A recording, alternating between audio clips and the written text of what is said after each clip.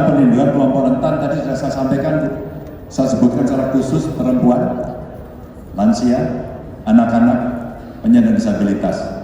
Evidence base-nya, Bu, saya lakukan itu 10 tahun. Maka kami tidak sedang menerawang untuk membuat sebuah konsep yang kami tidak bisa melakukan. Pesan Pak Haidar menjadi pas. Ya mimpi, tapi kira-kira bisa dikerjakan, kira-kira gitu. Maka tadi kami sampaikan dan pas soal kepemimpinan perempuan yang 30% dan persekusi dan sebagainya. Bu, yang pertama adalah suka tidak suka mau tidak mau harus ada tindakan khusus, afirmasi. Tanpa itu tidak bisa. Maka kemarin ada pertanyaan, Pak Ganjar 30% untuk perempuan, ketentuan di politik itu dihilangkan saja Pak, biar kita sama. Bu, nggak bisa Bu. Perempuan dalam banyak hal itu tertinggal. Maka mesti ada tindakan khusus. Itulah tindakan afirmasi yang diberikan. Hari ini sudah ada hasilnya. Kemarin Prof Mahfud yang cerita di UNER itu. Sekarang lulusan-lulusan terbaik ketika kesempatan diberikan sama, itu pasti perempuan. Cek aja. Lulusan-lulusan terbaiknya sekarang perempuan. Artinya proses afirmasi itu bisa terjadi. Di kabinet tentu Bu kita pertimbangkan, tapi yang paling dasar adalah zakon kabinet. Apakah dia cukup ahli yang ada di situ? Maka kami senang melihat beberapa menteri-menteri perempuan hari ini yang memang dia betul-betul seorang expert di keuangan, ya, menteri luar negeri. Ini contoh-contoh yang sebenarnya kita bisa teruskan pada soal itu. Sebagai sebuah komitmen kita paham soal itu. Dan saya pernah memimpin undang-undang parpol dan 30% kepengurusan parpol itu kebetulan dari tangan saya itu. Jadi ini sebuah komitmen saja untuk bisa menunjukkan. Tapi persekusi semua berjalan dan kemudian kita seolah-olah kedodoran pada soal itu. Kenapa ini terjadi? Karena pendidikan karakter. Maka mulai dari awal saya sampaikan, awas ya, situasi sudah seperti ini, maka pendidikan harus menjadi perhatian. Itulah membangun kesadaran dari awal akan hak diri, tapi juga ada kewajiban pada orang lain. Kalau dari pendidikan itu bagus Bu, maka ini akan terjadi. Itulah perhatian pada pendidikan itu, ya kan ada protesnya juga. Pak Ganjar, jangan sekolahnya aja, gurunya juga dong. Itu. Ini terkait dengan kesejahteraan dan seterusnya. Pak Mahfud mau tambahkan? Ya, kalau dari sudut peraturan, Bu ya, perempuan dan laki-laki itu sama kedudukannya dalam hukum dan pemerintahan, tidak ada bedanya. Yuridis itu sudah ada undang-undang yang 30%. Bahkan kita sudah juga meratifikasi konvensi PBB tentang penghilangan diskriminasi terhadap perempuan, SIDO. Itu sudah diratifikasi. Di dalam praktek saya katakan ya kita udah punya presiden perempuan, bupati perempuan, gubernur perempuan, artinya silakan gitu. Nah tetapi memang secara sosiologis memang di dalam prakteknya perempuan itu di tengah-tengah masyarakat sendiri hidup dalam situasi diskriminatif memang. Nah itu yang harus kita perbaiki. Kalau yuridisnya nanti kita bisa, kami pemerintah bisa lebih tegas bahwa ini aturannya, ini konstitusinya dan seterusnya. Tapi misalnya undang-undang pemilu di mana disebutkan di situ satu dari tiga calon anggota DPR itu harus perempuan.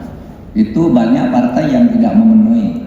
Tapi ada juga banyak yang memenuhi pun diletakkan di nomor buncit yang tidak akan terpilih ketika partainya misalnya ada 10 calon gitu, 1, 2, 3, 4, 5 laki-laki, lalu 6, 7 perempuan, 8, 9, 10 itu laki-laki. Padahal jatah kursinya paling banyak 2 sehingga tidak dapat.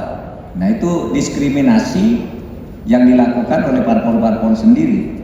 Kalau di kabinet tentu nanti bisa dihitung ya mau perempuan berapa, asal tadi kami pedomannya adalah zakon kabinet. Saya punya kesan, bukan hasil survei, tetapi saya belasan tahun itu mewisuda mahasiswa di perguruan tinggi. itu kalau ada 10 yang cum laude, itu 7 sampai 8 itu perempuan biasanya. Jadi sudah hebat tuh. Bertahun-tahun, belasan tahun selalu saya catat, kenapa selalu perempuannya lebih dari separuh? Pertama karena perempuan tuh potensinya bagus, tekun, ya. Kemudian kita beri kesempatan juga di bidang pendidikan. Guru besar sekarang di perguruan tinggi, profesornya yang perempuan udah banyak sekali. Bahkan juga kalau termasuk cara berpakaian bagi perempuan kan, sekarang di polisi ada polwan dengan pakaian polisi muslimah yang dipakai.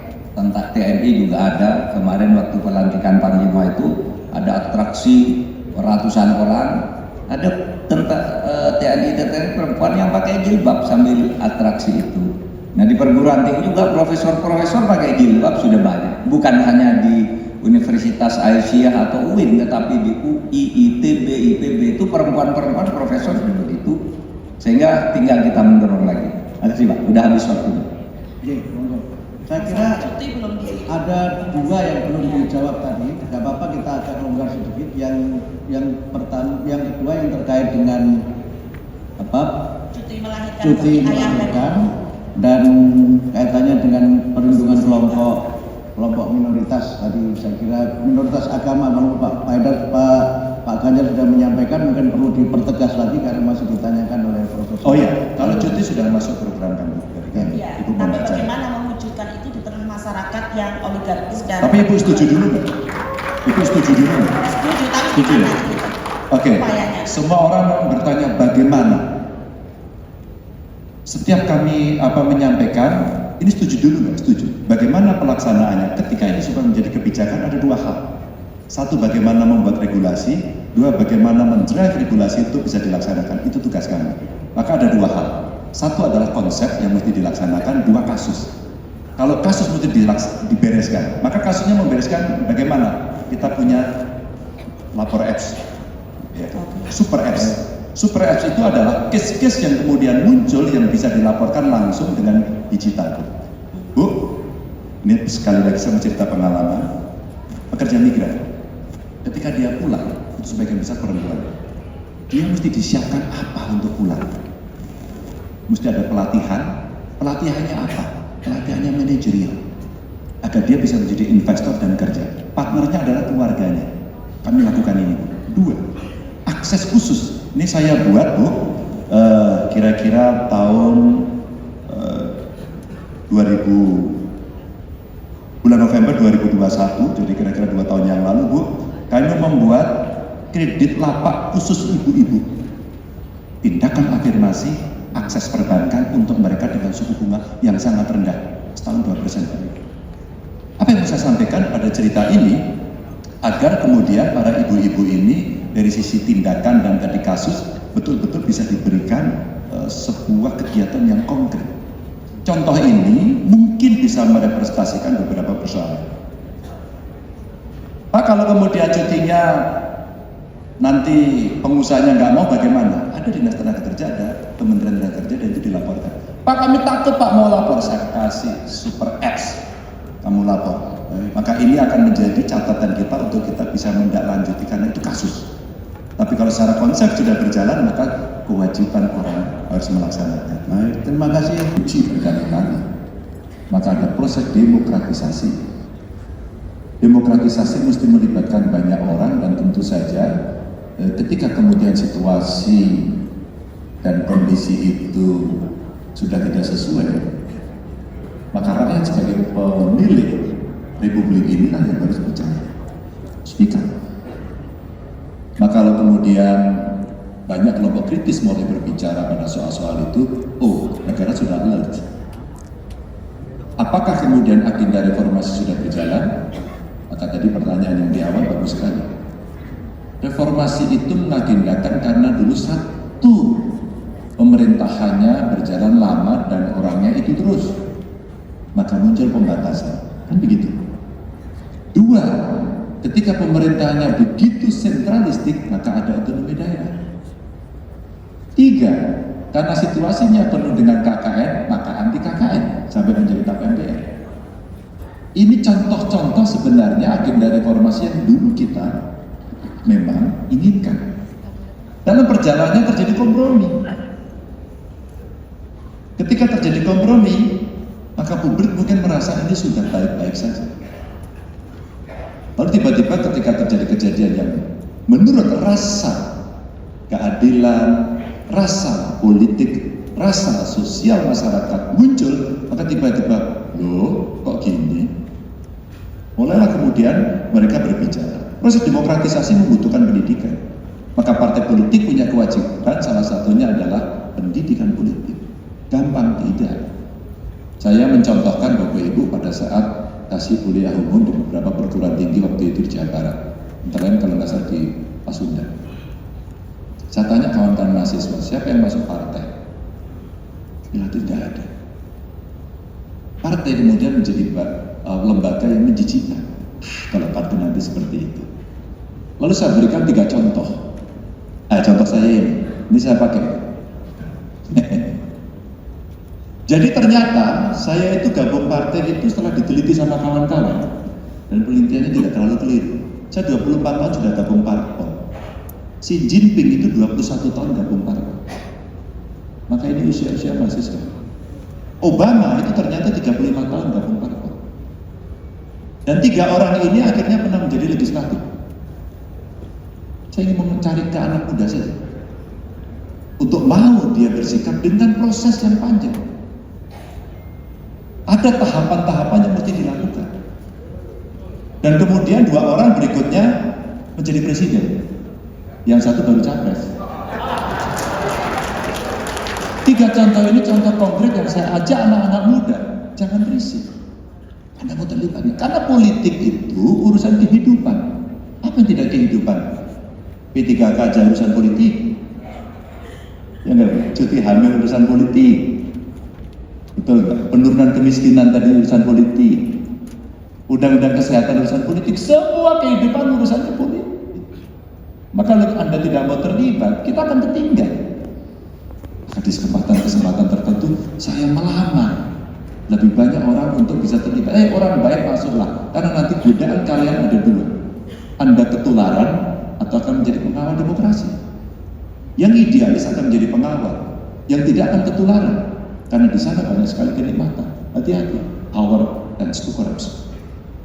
Maka terima kasih sekarang banyak sekali caleg dari Muhammadiyah ke PDI Perjuangan. Berdiri juga boleh kok para caleg, silakan. Ada masuk kemudian ke yang lain, silakan. Maksud saya ke partai apapun, ya yang begini-begini juga boleh Anda ikut. Boleh, ke Perindo boleh, ke P3 boleh. Ya. Oh, tidak juga nggak apa-apa. Jadi artinya Anda punya hak. Ya. Tapi ketika orang mau berproses sampai pola demokrasi nanti bisa terbentuk, maka demokratisasi mesti dilakukan. Apa yang mesti kita lakukan? Pendidikan masih ada yang lain. Pendidikan politik yang mencerahkan. Bahwa politik itu bisa jelek, tapi juga akum untuk memutuskan kenapa kita harus berpihak, kenapa harus ada afirmasi, kenapa harus ada subsidi, kenapa harus ada beasiswa. Itu keputusan politik. Termasuk keputusan politik kenapa harus oligarki, itu juga keputusan politik. Kalau kemudian mereka menguasai secara oligarki, mereka juga akan memutuskan itu, dan itu bahaya. Ini salah satu yang kemudian kita mesti lakukan dari kualitas demokrasi. Pak Mahfud menangani KKB. Pak Mahfud dari KKB, silakan. Tapi saya mau kasih dikit aja. Saya barusan pulang dari Papua. Yang dibutuhkan dia hanya satu. Kami ruang dialog. Untuk kami bisa merepresentasikan pendapat dari berbagai kelompok apa yang kami mau. Janganlah semua dikirim senjata kepada kami. Dan ini dibutuhkan para negosiator untuk masuk zona netral dan mereka membuat konsensus bersama. Silakan. Profesor Mahmud, kita tetap memakai istilah KKB, kelompok kekerasan atau kelompok kriminal bersenjata. Karena alasannya begini, kalau kita pakai istilah KKSB, kelompok kekerasan separatis seperti yang mereka inginkan, itu nanti kita boleh dicampuri luar negeri. Luar negeri bisa ikut campur kalau kita menyebut mereka separatis. Oleh sebab itu kita tidak pernah terpancing dengan orang-orang Papua. Kami ini kelompok kemerdekaan Papua Barat, kami organisasi Papua Merdeka, tidak kita pakai itu. Karena begitu kita menyebut istilah itu berarti kita boleh membiarkan orang luar masuk, negara lain masuk, PBB masuk pada separatis. Kita pakai KKB. Kita juga tidak pakai teroris, Pak. Tidak pakai istilah kelompok teroris bersenjata. Karena apa? Kalau begitu bicara teroris, hukum acaranya itu luar biasa. Kalau kriminal biasa itu orang ditahan 20 hari, diperpanjang 20. Kalau ini bisa berbulan-bulan, Pak. Bisa setahun ditahan tanpa proses karena tujuannya teroris. Dan itu tidak bagus bagi perkembangan hukum kita. Oleh sebab itu, kita pakai kelompok kekerasan bersenjata dan pendekatannya tadi pemerintahan teritori. Bermusyawarah, berembuk, diajak bicara gitu. Karena sebenarnya mubatir sih kita menyerang mereka itu kan nama-nama mereka itu sudah tercatat. Ini namanya bersembunyi di daerah mana sulit diketahui itu. Sudah ada sedikit sekali. Kalau kita menganggap mereka ini sangat besar sekali menurunkan sampai mengundang negara lain itu sekarang kan sudah banyak suara-suara agar mengundang PBB untuk menyelesaikan itu. Kita tolak itu. Karena ini adalah soal kriminal. Bukan soal separatisme, bukan juga soal terorisme gitu. Meskipun orang-orang tertentu sudah kita putuskan sebagai teroris ya, seperti Kamboya dan sebagainya. Ada 55 kelompok yang kita sebut sebagai teroris. Nah, kalau kualitas demokrasi turun Pak, ya memang susah ya Pak. Gini loh, usul-usul seperti Pak Makmun Morot untuk memperbaiki misalnya bagaimana undang-undang partai politik dan sebagainya itu sudah masuk semua ke kami, misalnya threshold dikurangi, partai politis supaya dibatasi, tidak boleh konflik of interest, itu ya bagus, ada di naskah akademik kami pemerintah. Tapi ketika masuk ke DPR-nya tidak setuju, padahal mengubah ini harus dengan undang-undang. Nah, oleh sebab itu maka sekarang pilihlah tuh anggota-anggota DPR yang aspiratif terhadap gagasan-gagasan seperti ini, karena gagasan Baso itu selalu sering tidak masuk di DPR, terutama kalau penataan politik. Hanya berdiskusi-diskusi di kampus, di koran gitu, kita masuk ke DPR, DPR-nya bilang, ini kan keputusan di tangan kami, kamu kan hanya akademik itu hanya di kampus, kami ingin ini ya ini, tidak berubah undang-undangnya sampai sekarang. Nah, itulah perjuangan kita ke depan, masyarakat sipil, kampus bersatu biasanya bisa mendorong hal-hal yang seperti ini. Terima kasih Pak. Soal pidato Pak.